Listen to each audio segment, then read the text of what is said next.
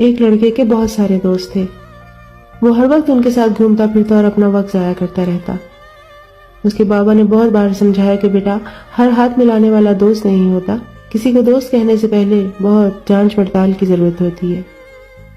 پھر باپ نے ایک بکرا ذبح کر کے بوری میں بند کیا جس سے خون ٹپک رہا تھا، اور بیٹے سے کہا کہ یہ اپنے دوستوں کے پاس لے جاؤ اور کہنا کہ مجھ سے قتل ہو گیا ہے، میری مدد کرو۔ لڑکا وہ بوری لے کر اپنے ایک ایک دوست کے پاس گیا۔ قتل کا معاملہ تھا، سب نے ہی مختلف بہانے بنا کر انکار کر دیا۔ دوستوں کے اس نئے روپ کو دیکھ کر لڑکا بڑا مایوس ہوا۔ واپس آ کر اپنے بابا سے بولا، بابا آپ ٹھیک کہتے تھے، واقعی وہ میرے دوست نہیں تھے۔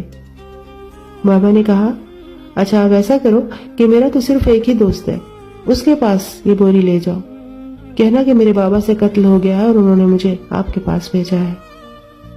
بیٹے نے جا کر یہی بات باپ کے دوست کے سامنے دہرائی۔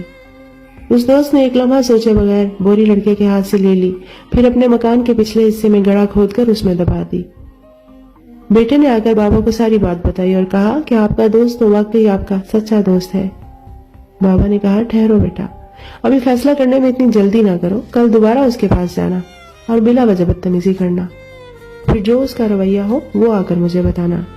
لڑکے نے اگلے دن ایسا ہی کیا، مگر وہ دوست بولا، بیٹا اپنے بابا سے جا کر کہنا کہ تمہارے بیٹے کی بدتمیزی یا لڑائی کی وجہ سے بھی تمہارا دوست تمہارا راز کبھی فاش نہیں کرے گا۔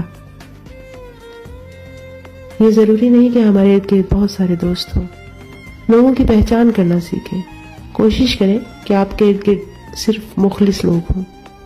یقین کریں اگر آپ کو صرف ایک بھی مخلص دوست مل جاتا ہے تو وہ ساری دنیا کے لوگوں سے بڑھ کر